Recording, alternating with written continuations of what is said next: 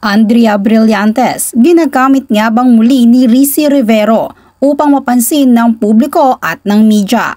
Tila hindi pa rin makaget over si Rizzy Rivero sa nagdaan nilang issue ni Andrea Brillantes matapos nilang maghiwalay.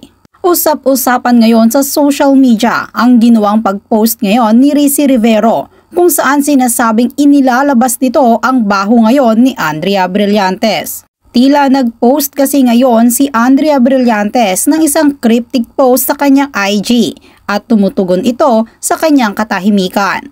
Naglabas ng revelasyon ngayon si Rizzy Rivero na tumutukol sa kanilang hiwalayan noon ni Andrea Brillantes. Sa nasabing verse na talagang tila nagpaparinig si Andrea sa kanyang mga kaaway. Ani kasi nito, so many enemies against one man, all of them trying to them, I'm just a broken down wall or a tottering fence. They plan to topple me from my high position. They delight in telling lies about me.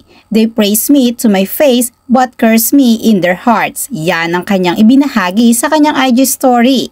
Bago pa ito ay siniwalat naman ni Rizzy na ilang beses niyang tinanggihan na makipagbalikan kay Andrea. Ani nito, pumupunta siya sa kondo ko ng madaling araw ilang beses for what?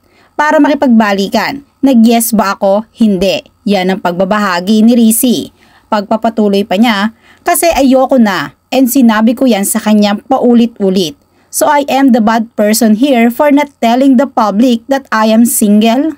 Ayon pa kay Rizzy Rivero, nakiusap umano si Andrea Brillantes sa kanya na huwag gawing publiko ang kanilang hiwalayan dahil masisira umano ang kanyang image.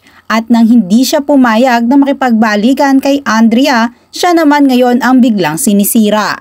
Ayon pa kay Rizzy, nanahimik umano siya sa lahat ng detalye at tiniis lahat ng mga gawa-gawang paninira tungkol sa kanya, lalo na ang tungkol sa laundry issue. Ayon pa kay Rizzy ay sobra-sobra na ang paninira na ginagawa sa kanya.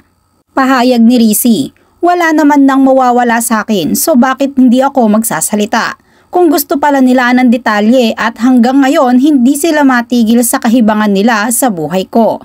Sambit pa niya, marami rin siyang pwedeng sabihin na ikakasira ni Andrea, bagaman mas pinili niya umanong manahimik. Ayon sa kanya, kung maging pati ang kanyang future ay makaapektuhan at nakadepende sa pangit niyang nakaraan, ay magsasalita na umano siya. Nakakuha ng atensyon ang huling mga sinabi ni Rizzy Rivero, ani kasi nito, pero kung pati future ko nakadepende sa pangit na nakaraan na yan, hindi na ako papayag.